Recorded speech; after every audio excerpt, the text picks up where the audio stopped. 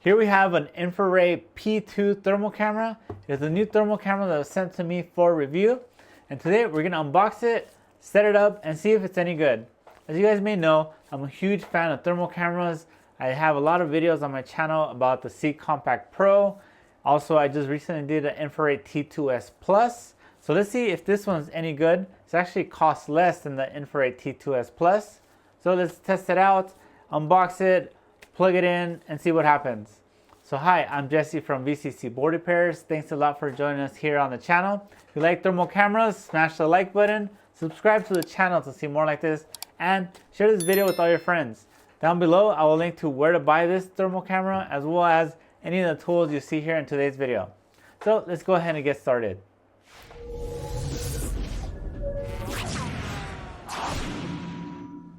So first, let's go over the Amazon listing. So you see here is an Infiray P2 thermal camera. It's actually a USB-C camera, so it only works for Android phones right now.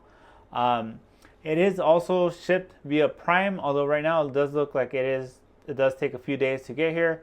But this is one of the advantages so far that I found versus Infiray T2S Plus, which I've only been able to find from China. So $249, free shipping. Let's scroll down here. So here's some of the specs. The resolution is 256 by 192. Let's see. The frame rate is 25 hertz. So if you remember the T2S Plus, that one was also 25 hertz, which makes it really smooth motion on the thermal camera compared to the Seek, which is 9 hertz. Let's see what else here. The focal length is 3.2 millimeters. That means how far the subject that you're trying to focus on has to be. So 3.2 millimeters means you can be real close. So let's see if this actually works like a macro lens, which is a huge advantage to a Seek with the macro lens and the T2S Plus. Yeah, I mean, that's pretty much the main specs that I look at for this. The field of view does look to be about 56 degrees. So like how wide of a view you get, I believe that's what that is, pretty sure. Let's see, so here's just some more marketing stuff.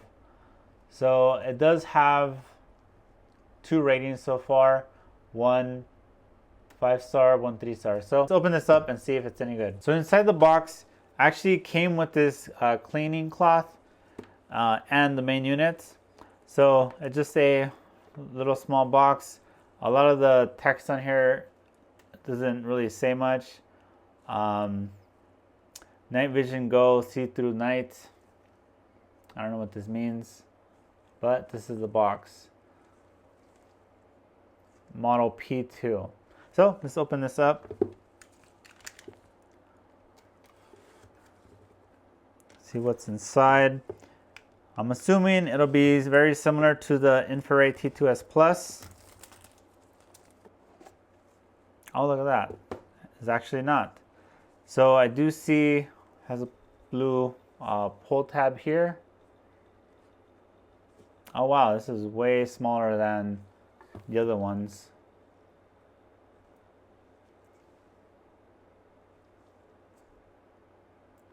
So the USB-C, as I mentioned, it is like a metal housing, and there's a little plastic lens here.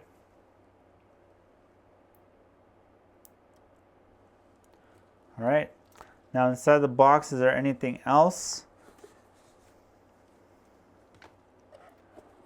All right, so underneath there's a hidden compartment with some more stuff in here. Oh, this is interesting. There is a USB-C extension cable, but it's a coiled one. Some more paperwork. So a cleaning cloth. Another, oh, this looks like a little pouch you could store away the camera in. User manual. It's in English and Chinese. And here's that cable. So basically it's an extension cable, which is really helpful. So for example, you plug it in here and then you plug this side to the phone. So according to the user manual, it says to go to the App Store and search for Night Vision Go. So let's go ahead and try that. Okay, so let's try Night Vision Go. I misspelled that. All right, well, none of this looks like it's related to a thermal camera. So after doing some searching, I found on the Amazon review for it, it said the app is actually called Infiray Go. So here it is. It says it is for the P2 camera. So let's go ahead and install this. All right, so we have the app open now. I guess sign your life away and click agree. Let's see, what am I looking at? Well, this is not clear, but this is, I guess, a setup guide. It says easy mode can measure full frame, open 2 cameras, calibration, the palette, photograph, record, and gallery. So it's telling you the buttons. The settings is up here. If it can't recognize the device, search the OTG function in the phone settings and make sure that's turned on. It is strictly prohibited to aim at high temperature heat sources like the sun for a long time, otherwise it could damage the device. All right, how do I get out of this? I'll enjoy it. All right, while using the app, allow, I guess, allow. All right, let's plug this in and see what happens. So I did get a comment recently saying that they don't like, I forgot which, I think it was a seat camera because of their case. It doesn't fit on their case. Well, that's why they make these extension cables. So I've plugged it in. Let's see if it just plug and play. All right, it's asking here to allow, always allow. Click OK. Allow, click OK. Always allow, click OK. And look at that, right out of the box. So as you guys can see, that's me right now, although it is upside down. There you go. So let's go over some of the settings and options here on the app. So there's an easy and pro option. Basically, when you enable the pro, you get more settings down here. So I just use pro because why not?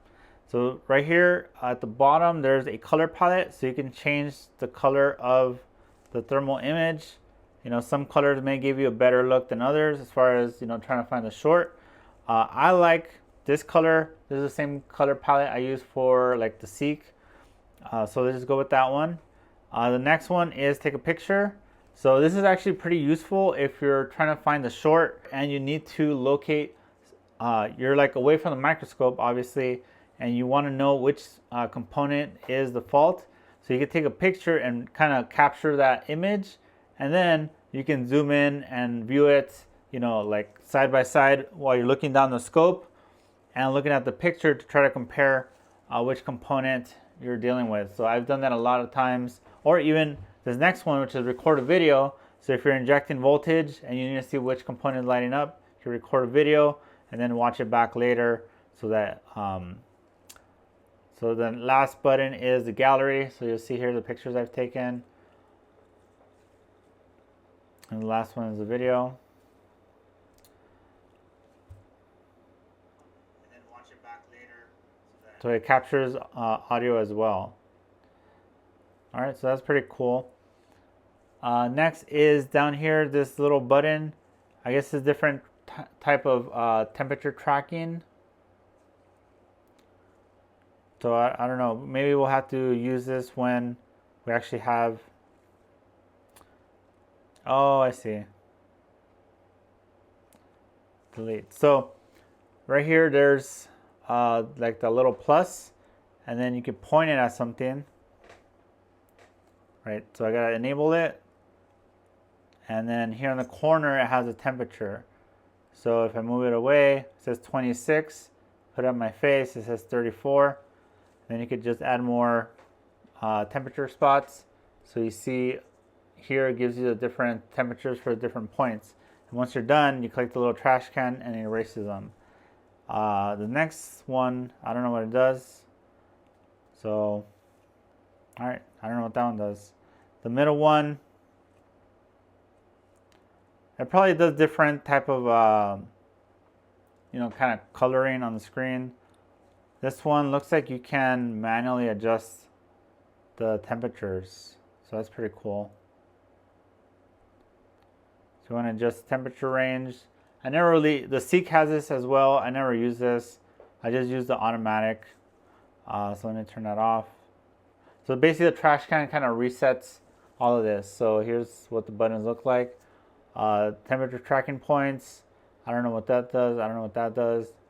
The temperature range, and then a trash can to erase it.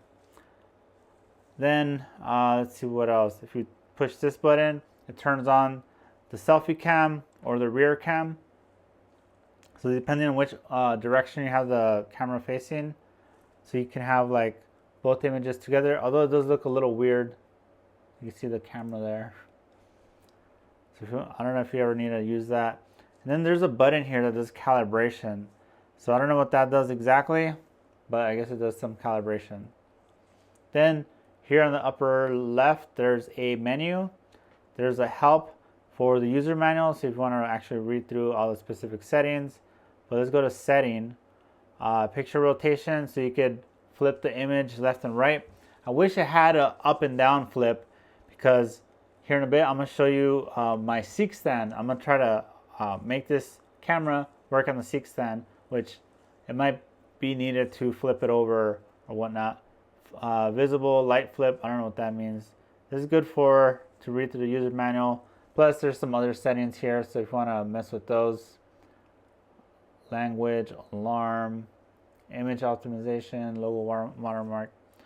So yeah, there it is. So let's actually use this, see if we could find the short.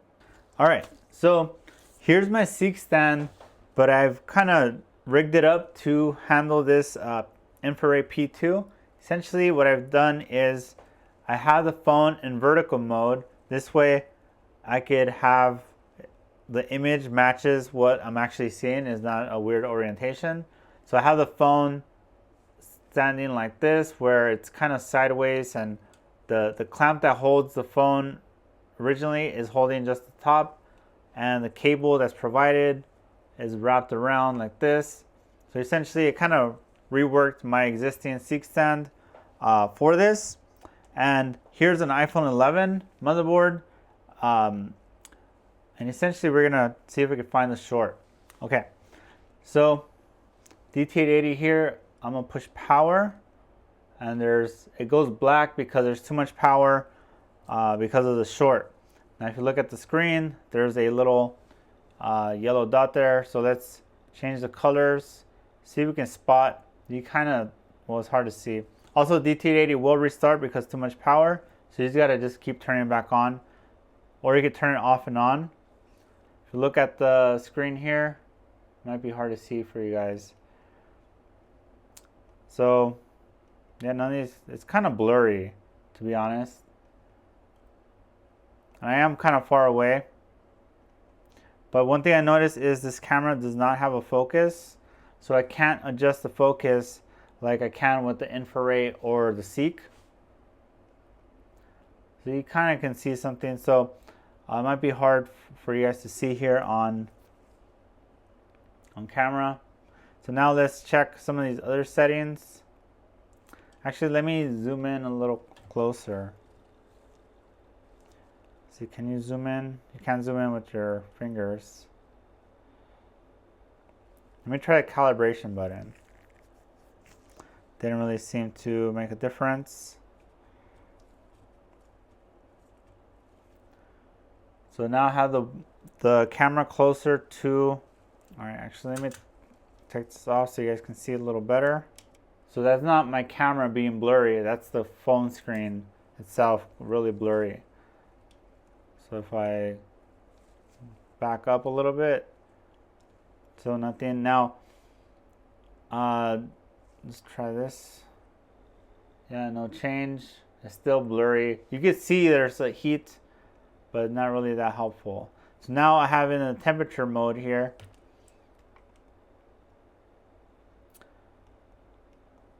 All right, I'm gonna push these buttons. I don't know what they do.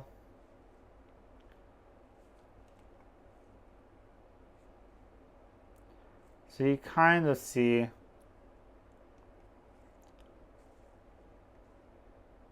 something's happening, but it's very weird.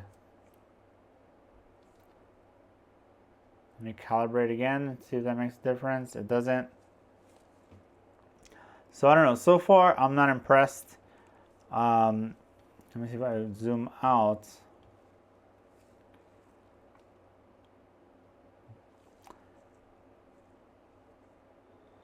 I mean, you could see something's happening, but in order for us to actually see the short, it's not gonna work. Yeah, unfortunately, I would say this is a no-go for this camera. I mean, I'm sure this is good for other applications like monitoring, you know, like the HVAC of your house or, you know, stuff like that. But for micro soldering, board level repairs, I am not seeing the value on this. It's way too blurry, even at different heights. Let me go all the way up. But this is way too far for it to be useful. I mean, there's a short. All right, let's see how this compares to the other cameras I have. All right, so now I have the T2S Plus infrared camera. I'm gonna put the board within view of the short. As you can see here, it's really hard to see anything. Nothing's changed as far as the last time I tested this. So let's see. All right, so I'm gonna turn on DT880 and you can see a short. So these are different color palettes on the T2S Plus.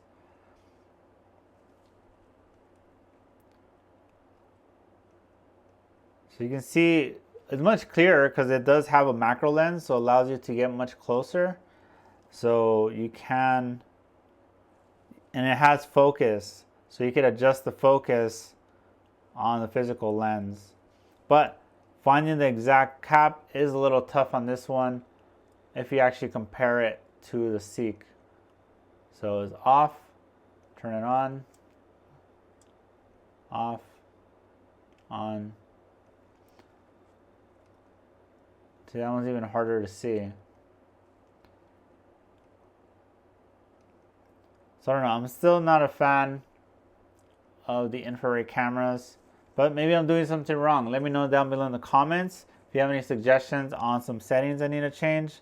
But so far I haven't found anything helpful on this one. And this actually uses a different app than the P2 for some reason, even though they're the same company. So I don't know if someone could explain that to me. Why there are two different apps from the same company. All right, and lastly, here's the Seek Compact Pro with macro lens, which we're gonna put into the stand. And it's connected to an iPhone. All right, so I have the board in view. So just for reference, I have it in this setting. So whatever that means, and then in the Tyrian color palette. So you kind of see the board there, but if I push power and DT80, see the component light up. Now you can adjust the height and then twist the lens to get a little more focus. So right there you can see, clearly see all the components. And then turn on DT80, see the short, turn it off.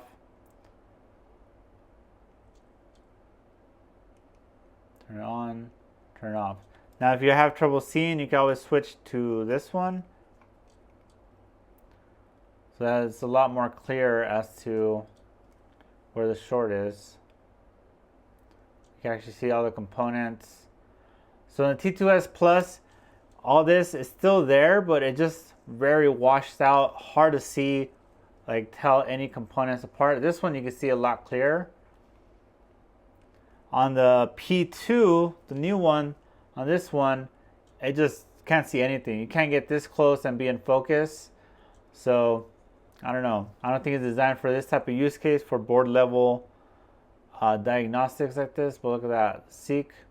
I think the Seek wins this round. Well, pretty much this competition here. So this is the winner here, the Seek Compact Pro with macro lens and the Seek stand. I will link all this down below in the video description.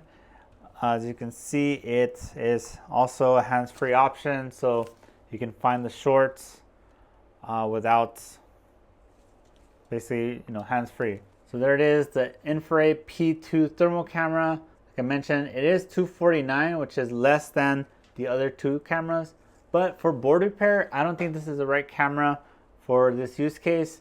Anytime there's a product, there is a specific use case it's designed for. So you can't make one product that works for everything.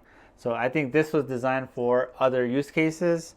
Now the T2S Plus, although on paper and everything, it does look like it will be better than the Seek. It has a faster refresh rate, 25 Hertz. So does this one. It has a macro lens with focus, so you can get up real close. But I think it's just, maybe it's the app that doesn't work that well, where it doesn't produce the proper image or something, but it's very washed out. I don't really like it. It hasn't really helped me too much. So this is why I stick with the Seek Compact Pro with macro lens. I always get a super clear image. Even though this has a 9 Hertz refresh rate, that doesn't really matter for board repairs. So that's why I keep using it. I mean, it gives me the best image. I've had no issues finding shorts with this. I don't know, maybe Infiray can improve the app for the T2S Plus, and that would then become a better thermal camera solution for the board repair techs. But I don't know, let me know what you guys think down below. Is there anything else I need to test? Did I leave something out that I maybe forgot to check? Let me know. Make sure you guys smash the like button if you like this review. Subscribe to the channel to see more like this, and check out the links down below. I will link to it in case you do want to get one. I will also link to these as well, and the Seek stand. So hope you guys enjoyed the video. I'll see you guys on the next one.